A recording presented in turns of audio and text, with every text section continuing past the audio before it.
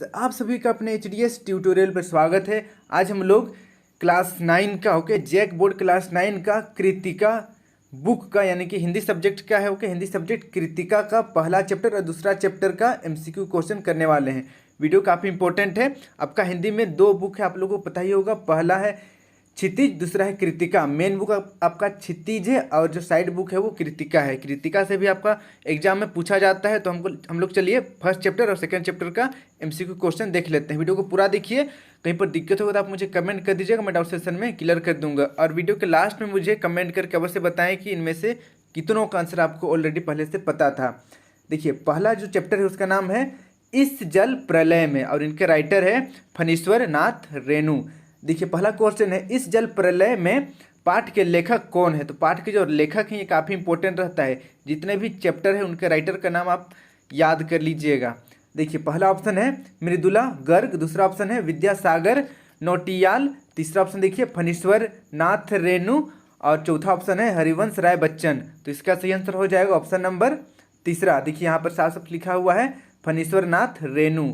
इसे आप नोट कर लीजिए, याद कर लीजिएगा। अब बढ़ते हैं नेक्स्ट हम लोग सेकंड क्वेश्चन की ओर। सेकंड क्वेश्चन देखिए, इस जल प्रलय में किस प्रकार का पाठ है।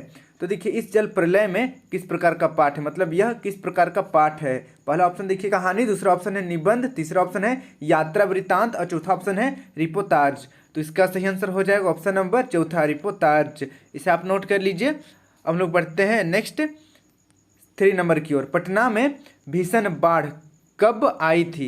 तो कब आई थी बताना है। पहला ऑप्शन देखिए 1949 ईस्वी में, दूसरा ऑप्शन है 1957 ईस्वी में, तीसरा ऑप्शन है 1967 ईस्वी में और चौथा ऑप्शन है 1970 ईस्वी में। तो इसका सही आंसर हो जाएगा ऑप्शन नंबर तीसरा। पटना में भीषण बाढ़ आई थी सन 1967 ईस्वी में। इसे आप नोट कर लीजिए।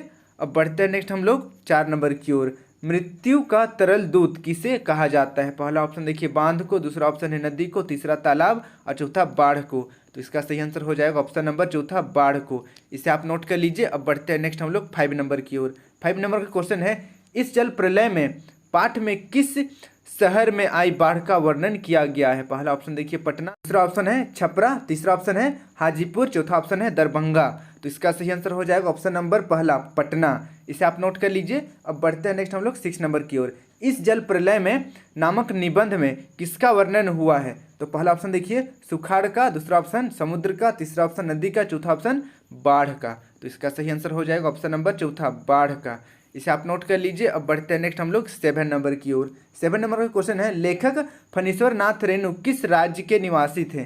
पहला ऑप्शन देखिए उत्तर प्रदेश, दूसरा मध्य प्रदेश, तीसरा बिहार, चौथा उड़ीसा। तो इसका सही आंसर हो जाएगा ऑप्शन नंबर तीसरा, बिहार।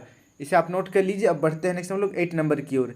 इस जल प्रलय में पाठ में खरीद बिक्री बंद हो चुकने पर भी अचानक किसकी बिक्री बढ़ गई। पहला ऑप्शन देखिए पानी, दूसरा पान, तीसरा सब्जी, चौथा दवाई। तो इसका सही आंसर हो जाएगा ऑप्शन नंबर दूसरा, पान। क्योंकि पान खाने वाले काफ़ी ज़्यादा थे तो पान पहले से खरीद कर रखे रहना चाहते थे जिससे कि बाढ़ के समय में पान खा सके। इसे आप नोट कर लीजिए। अब बढ़ते हैं नेक्स्ट हम लोग 9 नंबर की ओर। इस जल प्रलय में पाठ में लेखक का जन्म गांव के किस प्रकार के इलाके में हुआ था। तो पहला ऑप्शन देखिए बाढ़ पीड़ित, दूसरा ऑप्शन है पर्ती क्षेत्र, तीसरा ऑप्शन है नदी के बगल और चौथा ऑप्शन है जंगल। तो इसका सही आंसर हो जाएगा ऑप्शन नंबर दूसरा, पर्ती क्षेत्र में उसका जन्म हुआ था, यानी कि लेखक का जन्म पर्ती क्षेत्र में हुआ था। इसे आप नोट कर लीजिए। अब बढ़ते हैं नेक्स्ट हम लोग 10 नंबर की ओर। 10 नंबर का क्वेश्चन देखिए पकाही घाव किस इलाके क्षेत्र में हो जाता है। तो बताना है कि पकाही घाव किस क्षेत्र में हो जाता है। पहला ऑप्शन देखिए नदी क्षेत्र में, दूसरा ऑप्शन बाढ़ पीड़ित क्षेत्र में, तीसरा ऑप्शन खेतों में, चौथा ऑप्शन तालाबों में। तो इसका सही आंसर हो जाएगा ऑप्शन नंबर दूसरा, बाढ़ पीड़ित क्षेत्र में। इसे आप नोट कर लीजिए। इस तरीके से चैप्टर 1 का हमारा क्वेश्चन आंसर कंप्लीट हुआ। इनमें से कितना क्वेश्चन का आंसर आपको पहले से पता था कि मुझे कमेंट करके जरूर बताइए। अब लोग बढ़ते हैं नेक्स्ट सेकंड चैप्टर की ओर। सेकंड चैप्टर देखिए मेरे संग की औरतें। चैप्टर का नाम है मेरे संग की औरतें और इनके जो राइटर हैं वो मृदुला गर्ग है। देखिए पहला क्वेश्चन है मेरे संग की औरतें पाठ के लेखक का नाम है। पहला ऑप्शन देखिए विद्यासागर नैटियाल, दूसरा ऑप्शन है शमशेर बहादुर सिंह, तीसरा ऑप्शन है मृदुला गर्ग और चौथा ऑप्शन है फणीश्वर नाथ रेणु।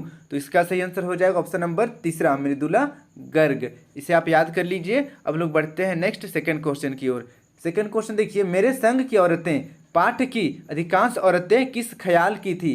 पहला ऑप्शन देखिए आज़ाद ख्याल की, दूसरा ऑप्शन भीरू किस्म की, तीसरा ऑप्शन दबी जुबान की और चौथा ऑप्शन झगड़ालू किस्म की। तो इसका सही आंसर हो जाएगा ऑप्शन नंबर पहला, आज़ाद ख्याल की। इसे आप नोट कर लीजिए। अब बढ़ते हैं नेक्स्ट हम लोग 3 नंबर की ओर। लेखिका किसके संस्कारों के कारण लड़की होने पर भी कभी हीन भावना से ग्रसित नहीं हुई?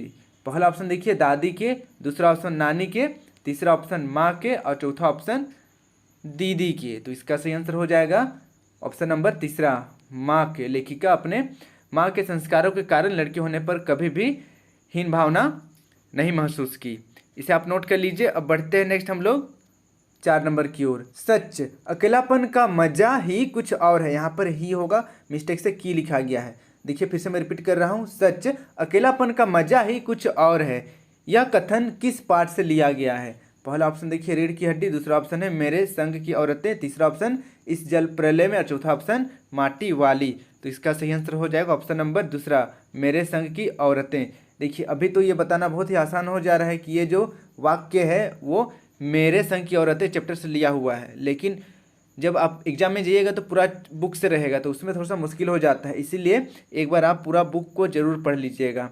फिर देखिए 5 नंबर का क्वेश्चन, मेरे संग की औरतें पाठ में चित्रा किस स्वभाव की लड़की नहीं थी? पहला ऑप्शन देखिए समाज सेवी, दूसरा मुंहफट, तीसरा ऑप्शन है दबंग और चौथा ऑप्शन है डरपोक। तो इसका सही आंसर हो जाएगा ऑप्शन नंबर चौथा, मेरे संग की औरतें पाठ में चित्रा डरपोक बिल्कुल भी नहीं थी। इसे आप नोट कर लीजिए। अब बढ़ते हैं नेक्स्ट हम लोग 6 नंबर की ओर। 6 नंबर का क्वेश्चन देखिए, राम स्वरूप अपनी बेटी की कौन सी शिक्षा छिपाते थे? पहला ऑप्शन देखिए निम्न, दूसरा उच्च, तीसरा अनपढ़, चौथा नैतिक। तो इसका सही आंसर हो जाएगा ऑप्शन नंबर दूसरा, उच्च शिक्षा को छुपाते थे। इसे आप नोट कर लीजिए। अब बढ़ते हैं नेक्स्ट हम लोग 7 नंबर की ओर। डराने धमकाने, उपदेश देने या दबाव डालने की जगह सहजता से किसी को भी सही राह पर लाया जा सकता है, यह कथन किस पाठ से लिया गया है? पहला ऑप्शन देखिए रीढ़ की हड्डी, दूसरा मेरे संग की औरतें, तीसरा इस जल प्रलय में और चौथा माटी वाली। तो इसका सही आंसर हो जाएगा ऑप्शन नंबर दूसरा, मेरे संग की औरतें पाठ से लिया गया है यह वाक्य। इसे आप नोट कर लीजिए। अब बढ़ते हैं नेक्स्ट हम लोग 8 नंबर की ओर। लेखिका यानी कि मृदुला गर्ग के घर में सभी औरतों को किसकी पूरी छूट थी? पहला ऑप्शन देखिए झूठ बोलने की, दूसरा झगड़ा करने की, तीसरा चुगली करने की और चौथा निजत्व करने की। तो इसका सही आंसर है ऑप्शन नंबर चौथा, निजत्व करने की सभी को छूट थी। इसे आप नोट कर लीजिए। अब बढ़ते हैं नेक्स्ट हम लोग 9 नंबर की ओर। मेरे संग की औरतें पाठ का पात्र कौन है? तो इसमें से बताना है कि कौन है जो मेरे संग की औरतें पाठ का पात्र है। पहला ऑप्शन है उमा, दूसरा ऑप्शन है चित्रा, तीसरा ऑप्शन है रमा, चौथा ऑप्शन है शंकर। तो इसका सही आंसर हो जाएगा ऑप्शन नंबर दूसरा, चित्रा। इसे आप नोट कर लीजिए। अब बढ़ते हैं नेक्स्ट हम लोग 10 नंबर की ओर।